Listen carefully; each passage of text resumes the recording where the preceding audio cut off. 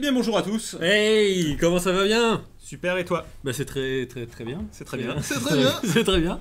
C'est très bien parce que là on attaque. On est à quoi là? On est au plat de résistance, j'avais du mal à suivre. Oui, en fait on a fait l'entrée et on vous invite à la déguster Avant le plat. Quoi. avant le plat, donc vous trouverez le lien en description de la vidéo. Oui. Parce que donc il y a un petit tuto qui est un prérequis à celui-ci. Bah on va se servir des résultats qu'on a eu dans un tuto précédent. Voilà. Et donc là bah, ça fait la suite, donc on peut considérer ça comme le plat principal. Tout à fait. Constitué de deux parties. Voilà, la première fonction qu'on va vous montrer, c'est la fonction stxt. stxt qui nous donne un sous-texte, un sous-texte, c'est une sous-chaîne de caractères Voilà. ici. Donc l'idée c'est d'extraire à partir d'une chaîne de caractères une sous-chaîne, donc une partie de la chaîne de caractères. Voilà. Donc cette fonction stxt va prendre trois paramètres. Premier paramètre, c'est la chaîne sur laquelle on va vouloir travailler, le texte sur lequel on veut travailler, qui peut être contenu dans une cellule. Le deuxième paramètre, c'est le numéro du caractère à partir duquel on va commencer à extraire une chaîne. Et le dernier paramètre, c'est le nombre de caractères qu'on veut tout simplement extraire de cette chaîne. Donc pour ça, quelques exemples. Ici, on travaille sur le texte qui est dans notre ligne 2, colonne 1, donc le texte Valar Morghulis. Et donc on essaie d'extraire dans un premier temps le texte qui est situé à partir du caractère 1 et qui est d'une longueur de 5 caractères. Donc, voilà. En fait, il s'agit ici des 5 premiers caractères du texte Valar Morghulis, soit le texte Valar. Tout à fait. Dans le deuxième exemple, on travaille toujours sur la même chaîne de caractères. Et cette fois-ci, on lui demande de commencer au 7e caractère. Donc, commencer au 7e caractère, c'est commencer à partir du M, puisqu'il y a l'espace qui compte comme le 6e caractère. Donc, on commence à partir du M de Morghulis. Et on lui demande d'extraire 20 caractères. Alors, la chaîne de caractères en contient que 15, mais c'est pas vraiment un problème. Lui, il va extraire à partir du 7e tout ce qui suit pendant 20 caractères. Et si on n'a pas 20, bah, il va s'arrêter quand il arrive à la fin de la chaîne de caractères. Donc là, il extrait le texte Morghulis de cette chaîne-là qui commence au 7e caractère. Et enfin, on a pris un troisième exemple qui est un petit piège ici. On travaille donc toujours sur le texte Valar Morghulis et on va chercher du texte à partir du caractère numéro 20. Bon, ici, comme lui vient de le dire, il n'y a que 15 caractères dans cette chaîne de caractères, donc le caractère numéro 20 n'existe pas. Et ensuite, on peut donner autant de caractères qu'on souhaite. Dans tous les cas, on aura le même résultat qui est un résultat vide. Donc là, vous n'avez pas, la formule ne va pas retourner d'erreur. Elle va juste vous retourner une case vide. Voilà. À partir du 20e, il n'y a rien. Voilà. On va vous montrer tout ça sur un petit exemple.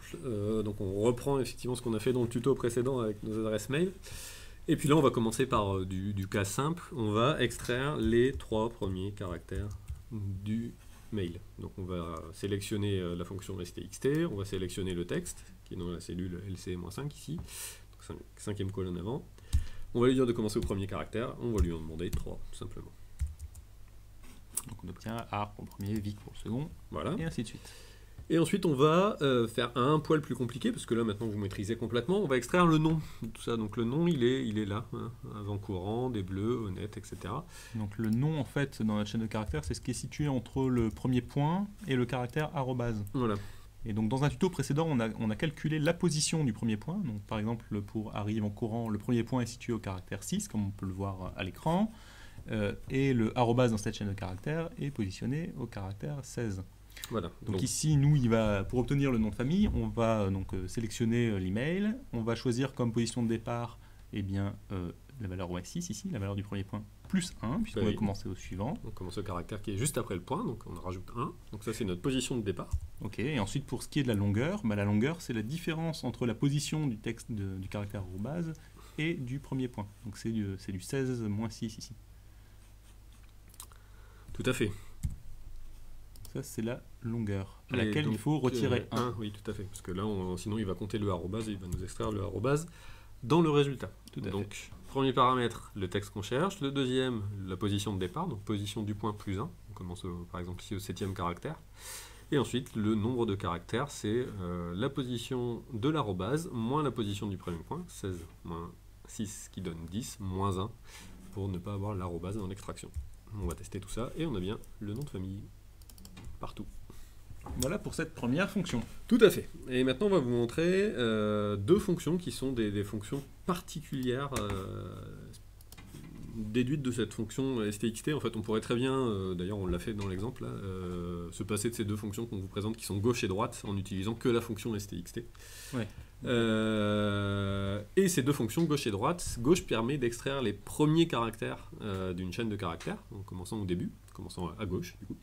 Ou les derniers en partant de la droite, donc. Voilà, avec la fonction droite. Donc on a toujours un petit exemple ici, toujours sur le même texte Valar Morghulis. Si je sélectionne la cellule L2C1 avec la fonction gauche et que je lui demande d'extraire les 5 premiers caractères, c'est le deuxième paramètre de la fonction, d'abord le texte puis le nombre de caractères, ben, il m'extrait le texte Valar. C'est exactement le résultat qu'on a eu tout à l'heure en faisant la fonction stxt, en commençant au premier caractère et en prenant 5 par la suite. Donc, ça revient à peu près au même. Oui, un gauche, c'est un stxt avec 1 comme deuxième paramètre. C'est ça.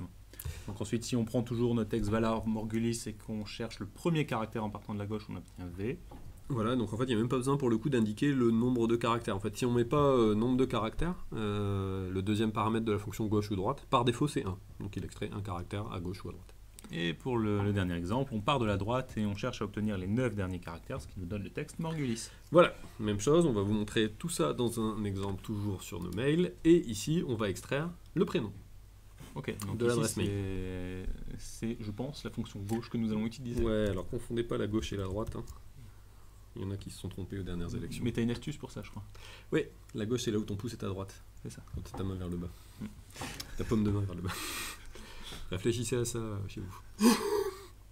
Donc ok, on a fait gauche, on sélectionne notre texte, et donc maintenant il nous reste juste à donner le nombre de caractères que l'on souhaite prendre. Donc le nombre de caractères, eh bien c'est la position du premier point, moins 1. Alors, le premier point était en position 6, le nombre de caractères qui nous intéresse est de 5. C'est les 5 caractères qui sont avant ce point. Donc on obtient bien ici uniquement les prénoms. Alors maintenant, même chose, que vous maîtrisez parfaitement cette fonction gauche et du coup la fonction droite aussi, parce qu'elle n'est pas plus compliquée, on va nous faire un peu plus compliqué, on va extraire le domaine des adresses mail. Donc le domaine, c'est ce qui se situe entre l'arrobase et le point qui est avant l'extension.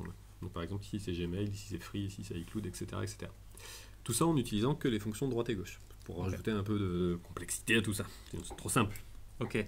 Alors là, en fait, on va avoir besoin à la fois de gauche et de droite, puisqu'on n'est pas strictement sur la gauche ni strictement sur la droite. Donc on va commencer, on va le faire étape par étape peut-être. Ouais. On va commencer par extraire tous les caractères apportant du début de la chaîne, en enlevant l'extension, en enlevant le .com, le .fr, le .clone, etc. Okay, donc la partie de gauche ici. Voilà, donc on va faire un gauche de tout ça. Donc gauche, voilà, c'est complètement n'importe quoi ce que j'écris. Donc ici, ce que tu vas nous sélectionner, c'est tout ce qui est à la gauche du dernier point de l'adresse mail. Et ça tombe bien, la position du dernier point, on l'a calculé précédemment. Donc ici, on sait que c'est 22. On va faire moins 1 pour que le dernier point ne fasse pas partie de la chaîne. Voilà. Et donc on obtient ici la partie gauche qui nous intéresse. À Gmail. Maintenant qu'on a ça, on va pouvoir, de cette chaîne-là, prendre uniquement le domaine en faisant à droite de ce truc-là. Puis en allant chercher le bon nombre de caractères. Donc là, je ne vais pas refaire ça dans une cellule à côté, je vais tout faire sur la même. Maintenant, on est fort sur Excel, on sait faire plein de trucs. Donc je vais faire un droite du truc que je viens de vous montrer là, de harry.vancourant@gmail sans rien d'autre.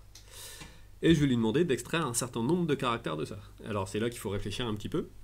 Donc le nombre de caractères ici, c'est la différence entre la position du dernier point et la position du arrobase. Voilà. Et comme tout à l'heure, auquel on va soustraire 1. Pour ne pas être embêté et avoir le arrobase qui continue à se balader. Ok. Je valide par entrée, et là j'ai bien uniquement le domaine, et si on copie vers le bas, on a bien les domaines partout. Et voilà. Et voilà, victoire totale. Pour ce second tuto, donc sur le premier plat de résistance. Eh bien, j'ai hâte de voir la suite. Ben oui. On se retrouve tout de suite pour la suite. Tout à fait. Ciao, ciao.